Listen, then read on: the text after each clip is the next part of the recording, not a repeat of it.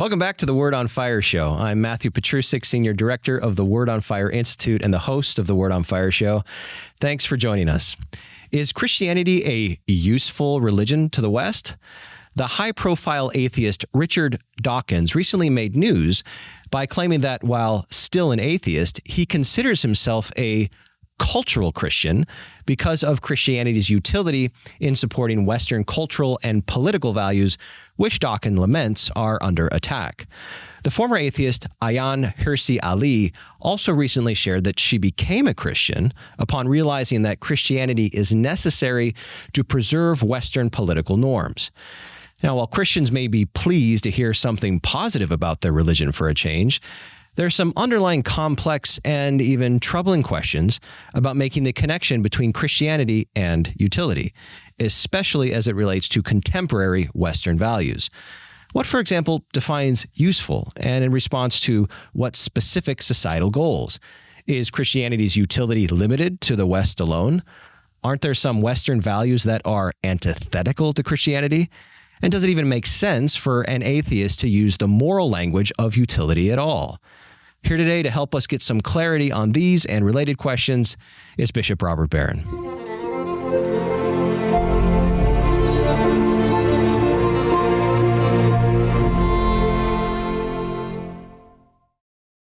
Well, welcome back to the studio, Bishop. Today we're talking about the putative usefulness of Christianity and whether talking about the faith in that way even makes sense. Right. But before we do, what have you been up to recently? Well, most recently, I visited a farm near Winona. My diocese is very rural, so we have some, bigger cities, Rochester, obviously, where we are now. But most of my diocese is very rural. So I grew up in the suburbs. I don't know much about farming.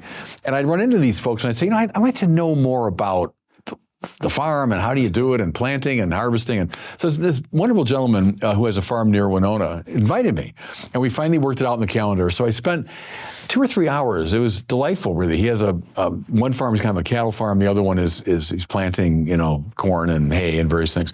So we saw a calf was born that very morning. So I met the calf and his mother. But then in the second farm, he got me up on the tractor with the huge contraption behind it, and I actually planted some seed of some kind. That sounds like a lot of fun. It was actually. It was fun. And I really mean that I'm happy to get to know what a lot of my people are up to. Like one thing I hear all the time as I go around is we had a lovely winter for Minnesota. It wasn't cold and it was not snowy. Right. Well, of course, the farmers are not happy about that because they need the snow, to water the field. All right. So there was great concern about that. But now it has been raining a bit, so they're happier. But anyway, it was a nice adventure I had on the farm. All right. So it's now to some more abstract matters. It was not abstract. It was very concrete business. Yeah. That's right. So the genesis of today's episode is, and I know you've heard of this, is Richard Dawkins. Yeah. Very famously now has claimed he's a cultural Christian, and we'll look at a statement in just a moment. But before we do, can you bring our audience up to speed on who Richard Dawkins is and why it might be surprising to hear that he says anything positive about Christianity at all? Right. He's one of the 4 horsemen of the new atheism. So Daniel Dennett and Christopher Hitchens and Sam Harris and Dawkins were kind of the leading figures. This is now 25 years ago when the new atheists emerged. And Dawkins, I think he's an evolutionary biologist by training, and he's well respected in that field. Even the idea of a meme, that comes from Richard Dawkins, that whole idea.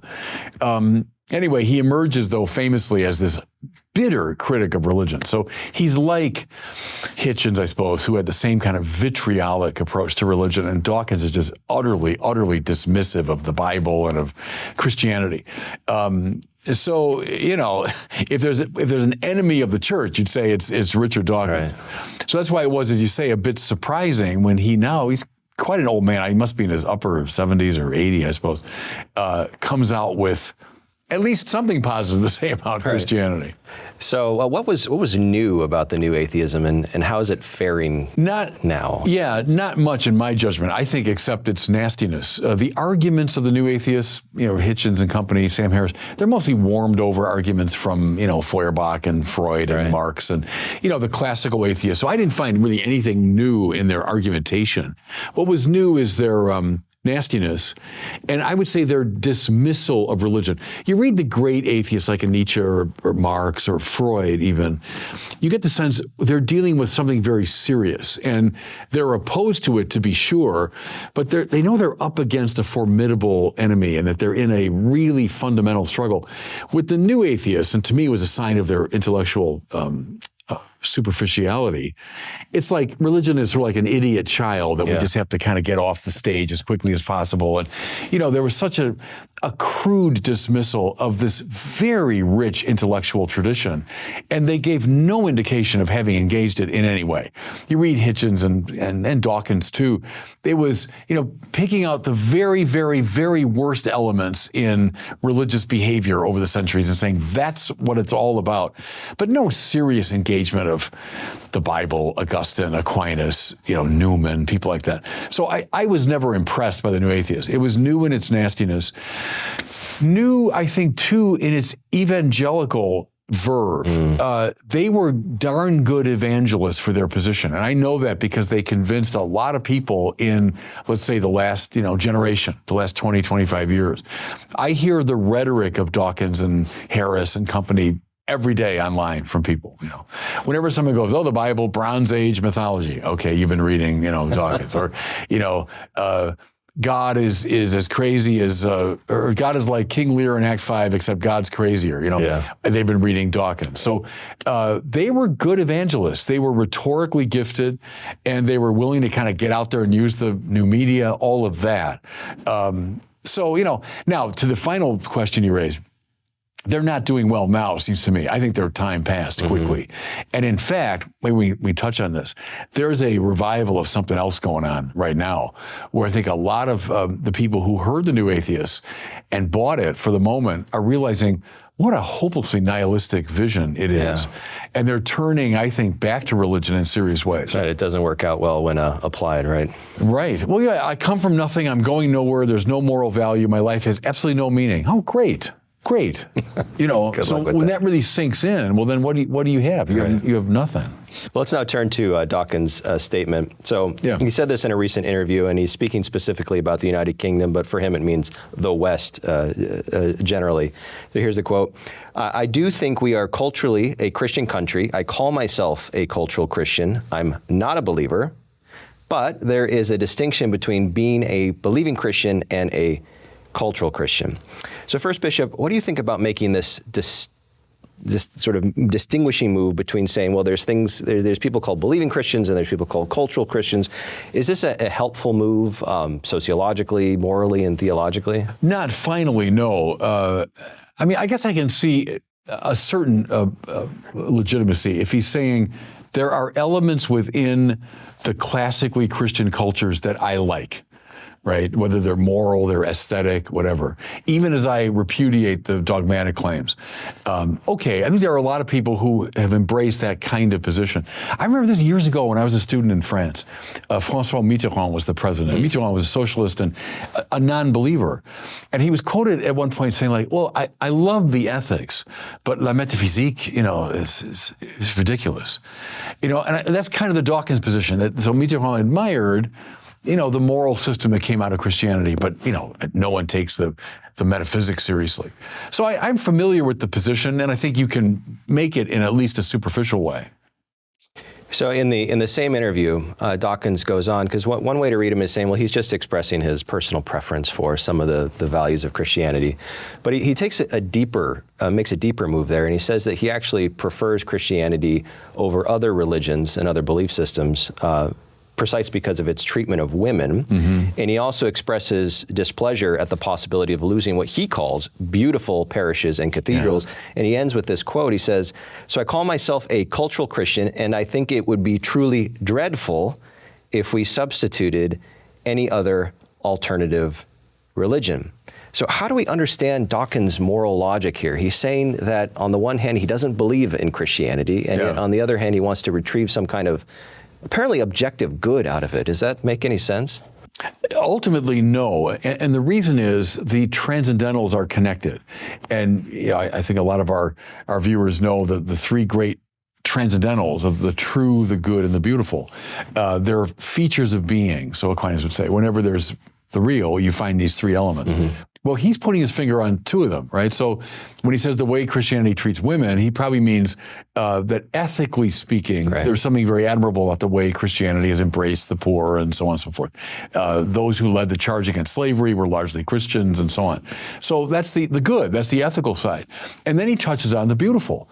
So when you see parish churches, and I remember another interview some years ago, he talked about being out in the English countryside and hearing the ringing of the bells and how he preferred that to other forms of religious music he's heard around the world. And he said that he much prefers to be in that environment. Okay, there is the beautiful that he's finding compelling. Where I would press him is to say, precisely because the beautiful, the good, and the true are connected to each other, the first two ought to lead you to the third. It should lead you at least to wonder, okay, why has Christianity given rise to these ethical convictions that I admire and to these beautiful buildings that I admire? Why? And I would suggest it's because they're grounded in a series of truth claims. And if you try to divide them, right? So I don't believe it. I don't believe any of that, but I like these other two things. It's the cut flowers thing. That's that Will Hertzberg, isn't his name, that famously said, so flowers are growing in the earth. You cut them out of the earth, you put them in water, well, they'll flourish for a time. They'll look great for a few days, but then very quickly they're going to fade.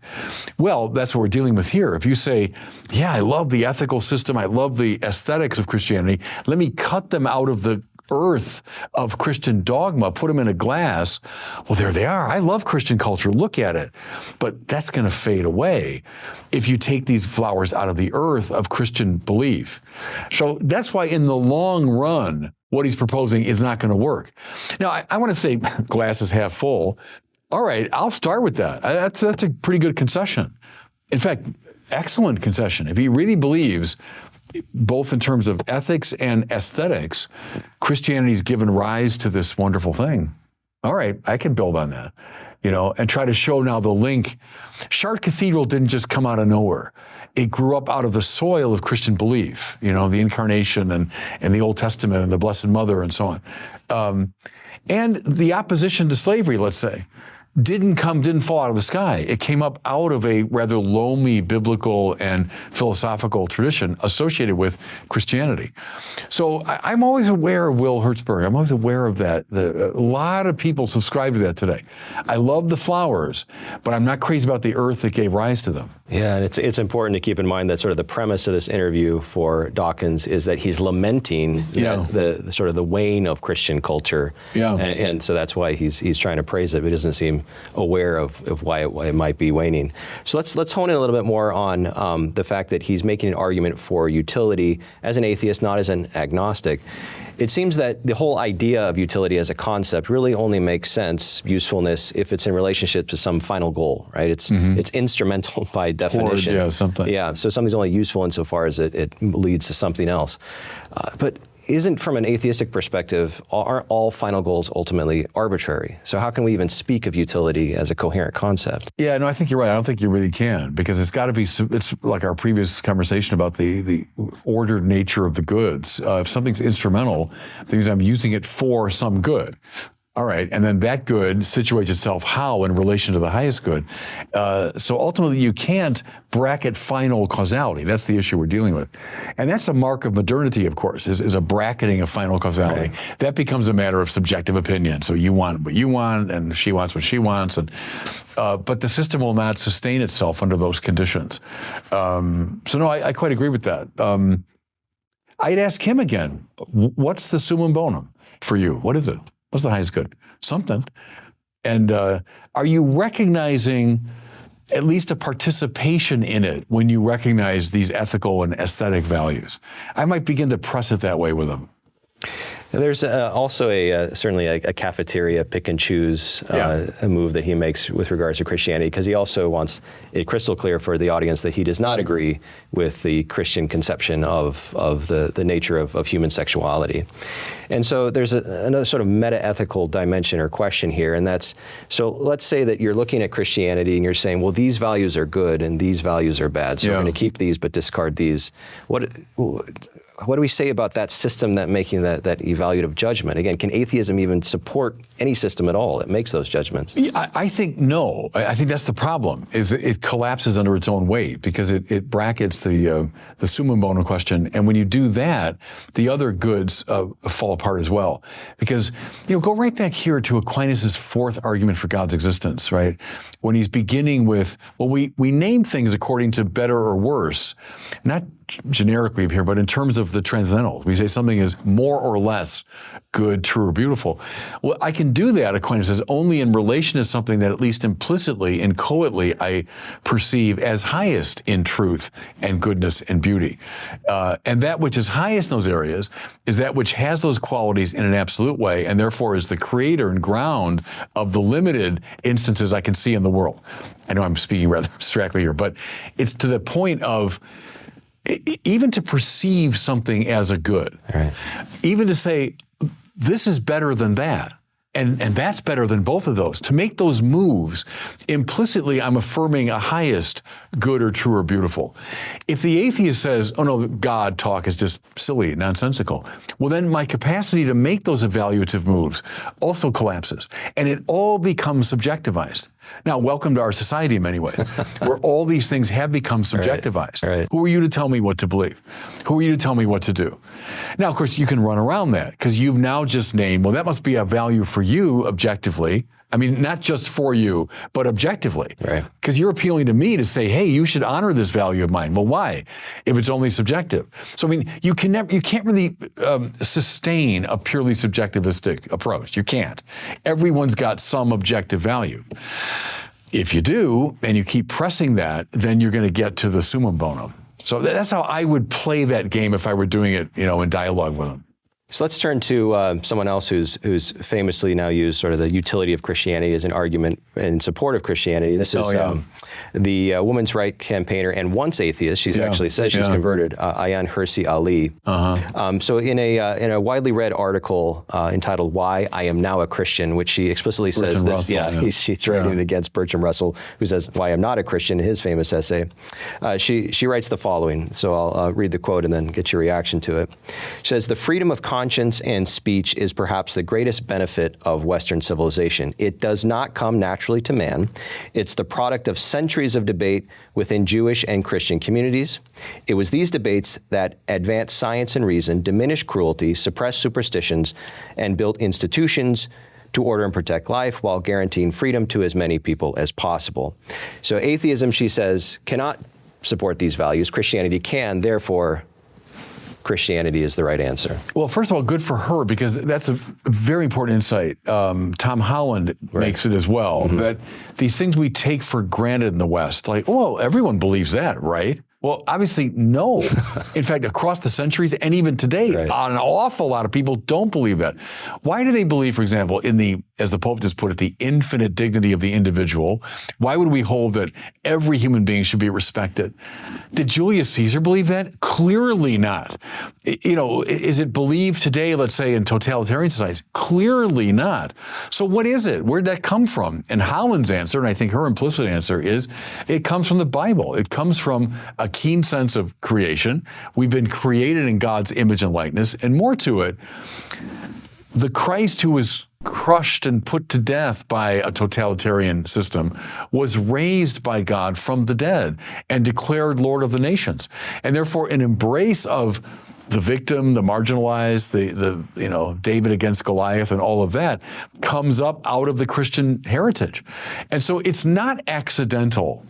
And that's the point she's making and Holland makes, I think, is worth making. Because as you well know, it was at the Enlightenment that, an attempt was made to find these kind of universal. Isn't it obviously true that? Now, whether you're talking about Immanuel Kant or Thomas Jefferson, they often forgot or they overlooked that they were coming out of a Christian mentality. They thought they were finding some kind of pure abstract universal space beyond the religions and all that. They weren't. They look at Kant's second form of the categorical imperative is the golden rule. I mean, they're conditioned by Christianity at every turn. Jefferson acknowledging that endowed by our Creator, good. But see, not everyone believes in the Creator. It certainly was not believed in the ancient world. So where's that coming from? It's coming up out of at least the fumes of a Christian culture, right, that was still around at the Enlightenment. So anyway, I love the point that she's making, that Holland makes, is worth making today. So affirming the value of that deep insight about the relationship between Christianity and those values of the West. She's also making, there's some sort of a logical move she's making that we sort of break down into this kind of syllogism. We could say, she says, Western values are good. Christianity is necessary to have Western values, therefore Christianity is good. But then there's a sort of another conclusion that she then adds on, therefore it's good to be Christian, or therefore Christianity is true.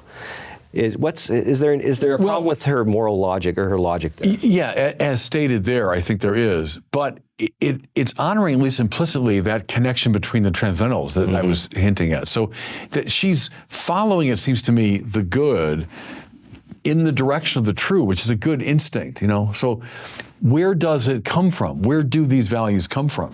You can't bracket that question finally. I think you have to engage that question. And again, I don't know where she stands actually in terms of, do you believe in one God, the Father Almighty? Do you believe in Jesus Christ? Do you believe in the Holy Spirit? I don't know. Is she willing and able to make those confessions? Because it's not enough to say, I really admire the moral values of Christianity, as great as that is. Or even, I really admire the buildings and the artwork produced by Christianity, as great as they are.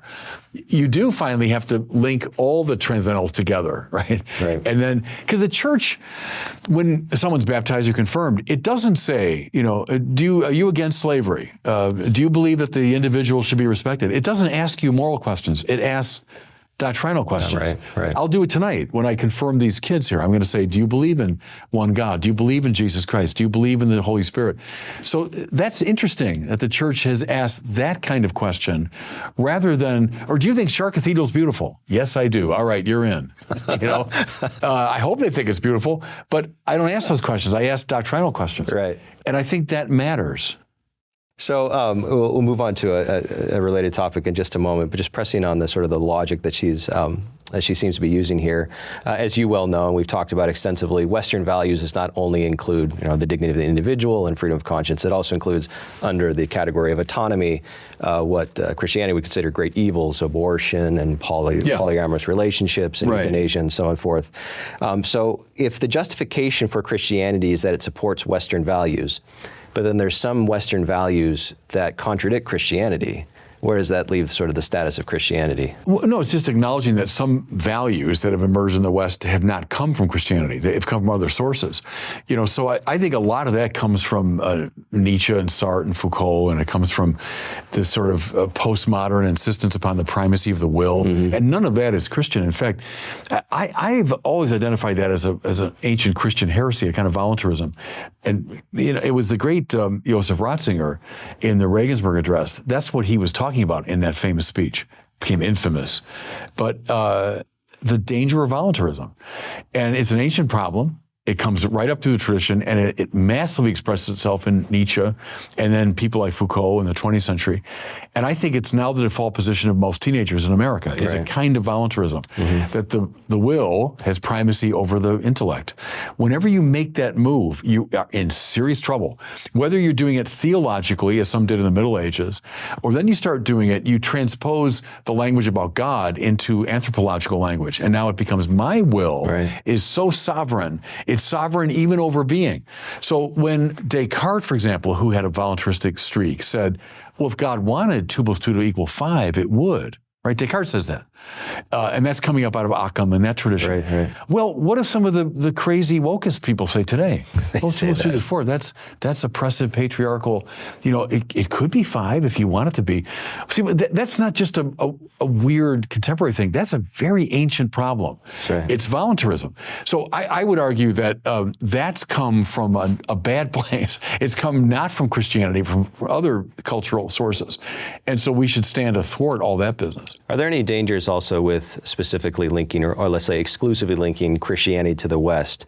Are Western values, are they the only values that are consonant with Christianity? No, that's a good point. And when we say the West, a lot of people, yes, indeed, Christianity is in there, but the Enlightenment, a lot when they'll mean the values of the Enlightenment. And there, I agree with the postmodern critics who would say things like, well, who died and made the Enlightenment the supreme source of value? Amen. Why would an Enlightenment way of knowing, which is a particular path, it's a particular, read Kant if you want to see a careful description of it. Okay, but why is that the only form of rationality? So there, I'd agree with some of the postmoderns who say, why would you identify Western Enlightenment thinking as the only normative way of thinking? I'm there with the nostalgic postmoderns, they call themselves, who say, we want to get behind modernity. We're nostalgic for forms of knowing that were earlier than the Enlightenment. So there, I'm sympathetic with them. So, sort of moving to summarize the conversation, is it helpful from an evangelical perspective, speaking to the secularized mind, to speak about the utility of Christianity? Is that a good evangelical strategy? Well, here's my thing with evangelization. I used to tell my students this. You got to be very nimble. And you're like a tennis player. Yeah. And you're playing this opponent, and you don't know where the ball's going to go. And so you got to have a good backhand, you got to have a good forehand, you got to be able to move up in the court well, you got to move back in the court, you got to have a good lob shot, you got to have a good drop shot, because you don't know. It's right. A game. And so if you say, well, here's how you should evangelize. No. It's like saying, here's how you play tennis. You got to be very nimble to play tennis well. So I find in my years of doing evangelization, depends on the opponent. I don't know, does he have a strong serve? Does he have a strong forehand? Oh, no, that guy's got a good backhand. So you do what works. So I would take something like Dawkins and do the glass half full thing. Say, all right, good. Thank you. I agree with you. But now let's press it, So I take his strong forehand, but if I got a good backhand to return that shot, so that's what I would do. Not look at it negatively, but take whatever you can. Shift the metaphor. You have to have a lot of little medicines in the black bag. When you're going to go to deal with someone pastorally, you don't know. You don't know where they're going to be, what their issues are, what their pathologies might be, what their hang-ups are. So you better have a lot of things in your bag, I've always resisted, and you read it in books sometimes on evangelization. Here are the 5 steps. Yeah, okay, that might work in some cases, and great, fine. But it's never like that. It's always you got to play a lot of tennis, and that's, I think over the years of teaching, giving talks and lectures, especially online, when you're playing a lot of games of tennis, and then what shots you need, to engage this player. I think that's evangelization. So it's now time for our listener question. Okay. Today's question comes from Samuel in Wisconsin, who's wondering how to respond to a very common critique that atheists make about why Christians believe. Okay. Hi, Bishop Barron. My name is Samuel from Wisconsin. My question is, how would you respond to the typical atheist claim that religious people are religious because they refuse to come to terms with their own mortality? That simply put, they're afraid of death, and therefore cling to a fairy tale to avoid the grim prospect of utter non-existence. Thank you. Yeah, thanks for the question. I have zero sympathy with that, because that's an example of what they call the genetic fallacy, which is if I can understand where a belief came from, I've learned something about its truth or falsity. And that's just a fallacy. Let's say it's true that when I was a young man, I was so terrified of death that I started embracing religious ideas. Does that mean my religious ideas are false? Not necessarily. It could mean that, but I think you got to take the religious ideas on their own terms. And what I would do when I hear that argument, turn it right around. There are all kinds of psychological motivations for atheism. I can think of a lot of them. I'm an atheist because I want to be in charge of my own life. I don't want God telling me what to do. I'm an atheist because I don't like, moral strictures placed on me. There's all kinds of psychological motivations for atheism. So there's a tu quoque, it's like, well, you're doing the exact same thing. But also, I would never make that argument as an argument, because that's the genetic fallacy again. If you were to say, you're right, I really don't want to have a moral, boss in my life. Well, that still wouldn't say whether your non-belief is true or false. Right. So it's just a non-starter. It's a bit of a red herring that way too. People will trot that out, and it accomplishes nothing in terms of determining truth. And it's completely susceptible to a tu quoque. Well, thanks so much, Samuel, for reaching out to us. If you'd like to ask Bishop Barron a question for a future Word on Fire show, please visit askbishopbarron.com. That's askbishopbarron.com. Well, we're at the end again, Bishop. Always a great delight to be with you. Thanks, Matt. Always enjoy the conversation. Thank you. That does it for us today. Thanks for joining us on the Word on Fire show. If you're interested in learning more about how Word on Fire can help you grow closer to Christ, become a better evangelist with and for others, and work for the common good, consider joining the Word on Fire Institute. Check us out at institute.wordonfire.org. That's institute.wordonfire.org. We'll see you next time.